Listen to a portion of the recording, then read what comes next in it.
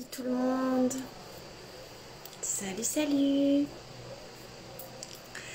Petit live du soir. J'ai bientôt terminé mon challenge, mon défi, 30 jours de live. Il doit rester 3 jours, je crois, quelque chose comme ça. Je pense en faire jusqu'à samedi soir. Bien sûr, après, je continuerai de vous faire des lives, mais peut-être pas forcément tous les jours non plus. Mais là, c'était mon défi pour le mois de juillet, de vous accompagner tous les jours en live pour un petit sujet improvisé selon l'envie du moment.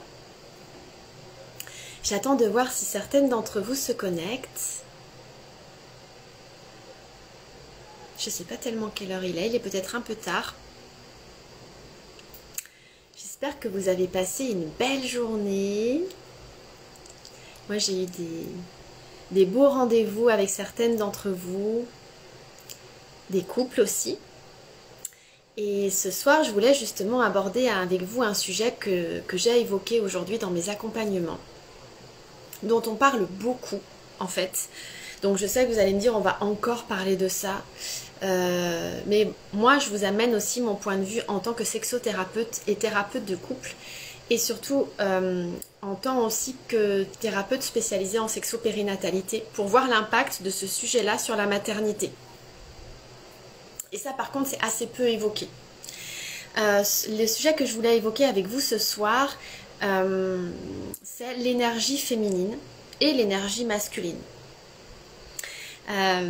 Du coup, c'est un sujet qui est très souvent abordé en ce moment dans plein de thématiques. Et là, moi, je voulais l'aborder d'un point de vue sexologique et au niveau de la maternité aussi. Coucou Fanny. Alors, pourquoi je voulais vous parler de ça? Parce que je me rends compte en fait à quel point le fait de manquer de son énergie féminine dans la sexualité a un impact qui est plutôt négatif. Et pour quelles raisons, okay, ainsi que dans la maternité. Alors déjà, je vous explique un petit peu en quelques mots. Salut Estelle. Je vous explique en quelques mots ce qu'est l'énergie féminine et ce qu'est l'énergie masculine, en tout cas pour celles qui ne connaîtraient pas ces notions. Je précise bien que quand on parle d'énergie féminine, on ne parle pas de femmes. Hein. Les hommes et les femmes ont une énergie féminine et de l'énergie masculine en eux. D'accord ? On peut parler de yin et de yang aussi. Ce sera moins genré si vous préférez.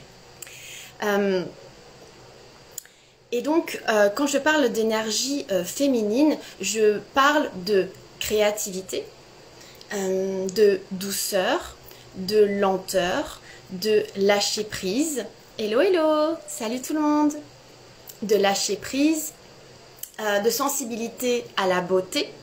Je parle du fait, oui, de prendre soin de soi, de prendre soin de l'autre, des autres.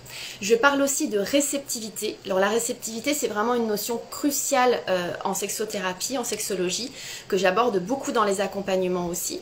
Je pourrais vous en dire quelques mots si vous le souhaitez, ce qu'est la réceptivité. Donc ce sont toutes ces notions qu'on a tous et toutes en nous, qui représentent notre énergie féminine. Concernant Salut, salut, bonsoir tout le monde. Concernant l'énergie masculine, il s'agit plutôt du faire, être dans l'action, avoir des objectifs, chercher des résultats. Et ça aussi, les femmes et les hommes ont cette énergie masculine en eux qui les pousse à l'action. Okay ?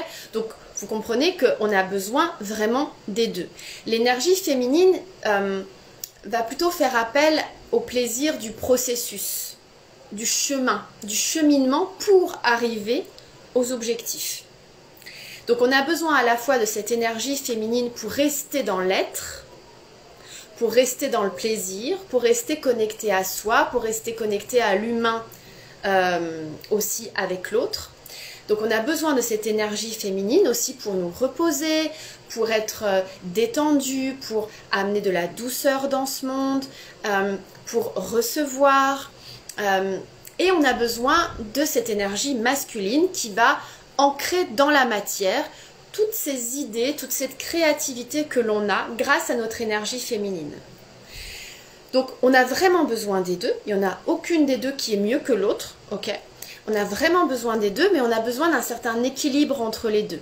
Des personnes qui vont avoir une très forte énergie féminine et manquer un petit peu d'énergie masculine, ce sont des personnes qui vont beaucoup rêver, qui vont avoir plein d'idées, plein de créativité, qui vont chercher à être dans le plaisir, mais qui vont difficilement passer à l'action. Mettre dans la matière, dans le concret, toutes ces idées qu'elles ont dans la tête, etc., quand elles sont dans leur moment un petit peu de lâcher prise, de détente, de réceptivité. Et à contrario, les personnes qui ont beaucoup d'énergie masculine et qui manquent un petit peu d'énergie féminine, ce sont des personnes qui sont vraiment branchées sur les objectifs et sur les résultats, qui sont vraiment tout le temps dans le faire, qui peuvent parfois se faire un peu mal aussi parce que justement, ce sont des personnes qui ne vont pas prendre le temps vraiment de s'écouter, de se reposer, de savourer le chemin pour arriver à leurs objectifs, limite, peu importe comment elles arrivent à ces objectifs-là. L'important pour ces personnes, c'est d'arriver aux objectifs. Donc voilà en quelques mots, très très grossièrement, ce que je pouvais vous dire sur l'énergie féminine et masculine. Maintenant, concernant l'impact sur notre vie de maman et sur notre vie sexuelle. Dans notre société, l'énergie masculine est vraiment valorisée. On est dans une société du faire, de l'action, des résultats, des objectifs.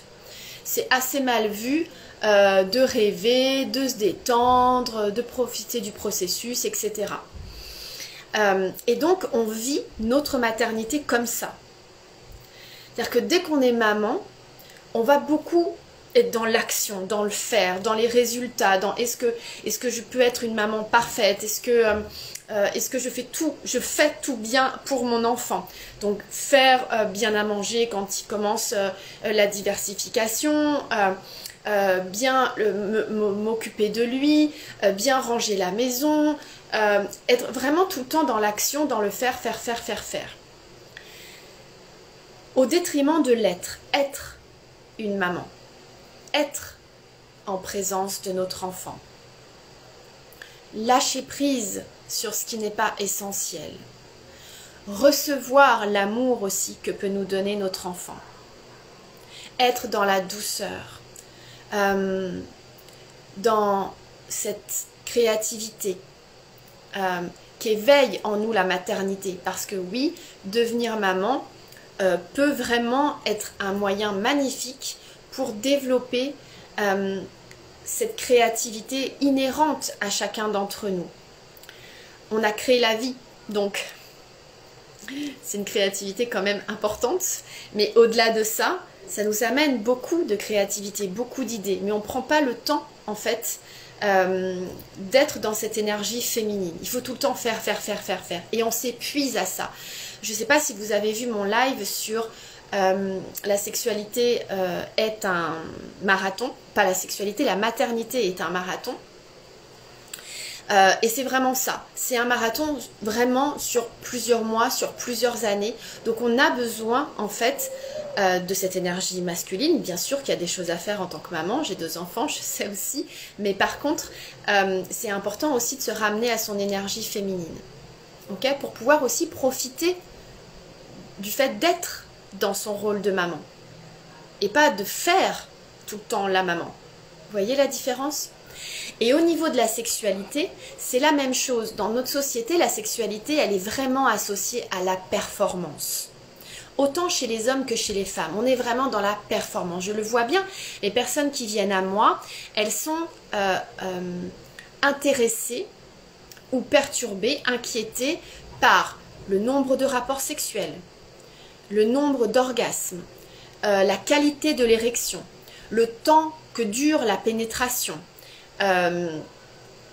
toutes ces notions qui sont vraiment dans le faire. Comment bien faire l'amour? Est-ce qu'on le fait suffisamment souvent? Est-ce que en tant qu'homme, mon érection est suffisamment correcte? Est-ce que je n'éjacule pas trop rapidement? En tant que femme, est-ce que j'ai suffisamment de désir? Est-ce que j'ai suffisamment de plaisir? Combien j'ai d'orgasmes, etc., etc. Et on oublie d'être aussi dans notre énergie féminine pour profiter, en fait, de ce moment-là. qui est un moment vraiment créatif. La sexualité, l'érotisme, en tout cas selon ma conception, c'est un art, à condition que ce soit perçu comme ça et qu'il y ait cette intention quand on fait l'amour. Donc, je voulais vous partager ça ce soir pour que vous puissiez vous questionner un petit peu sur, tiens, est-ce que je suis plus dans mon énergie masculine, plus dans mon énergie féminine, dans ma vie en général, dans mon rôle de maman, dans ma sexualité? Et si c'est vraiment déséquilibré, cherchez à rééquilibrer un petit peu pour mettre un peu plus en avant cette énergie féminine ou mettre un peu plus en avant cette énergie masculine qui peut manquer à certains d'entre nous, à certaines d'entre nous. Donc, c'est vraiment une notion qui est importante. Je sais que quand on parle d'énergie féminine, on pense beaucoup aux femmes. Oui, c'est vrai que je fais une grosse généralité, bien sûr, parce qu'on est tous uniques, on est tous différents. On va souvent dire qu'il y a plus d'énergie féminine chez les femmes et plus d'énergie masculine chez les hommes. Mais aujourd'hui, dans notre société, même nous, les femmes, on est beaucoup dans le faire. Et donc, voilà, je dirais que et les femmes et les hommes, on a souvent plus d'énergie masculine que d'énergie féminine. Donc on a souvent un peu plus d'intentionnalité à mettre sur notre énergie féminine. Et c'est tout ce travail que je fais aussi avec les femmes et les couples que j'accompagne pour remettre de cette énergie féminine dans leur sexualité, dans leur couple, dans leurs relations. Et je vous assure que ça change vraiment beaucoup de choses. Salut Laure! Ça change vraiment beaucoup de choses. Donc je vous explique un petit peu comment on fait pour réveiller cette énergie féminine en nous et pour l'exploiter au maximum afin de se sentir plus complet, plus serein, plus créatif, plus dans la douceur. Ça, c'est vraiment important. Et j'aimerais partager toutes ces notions-là et les développer, ce que je fais déjà donc dans mes accompagnements individuels avec les femmes que j'accompagne, les couples que j'accompagne.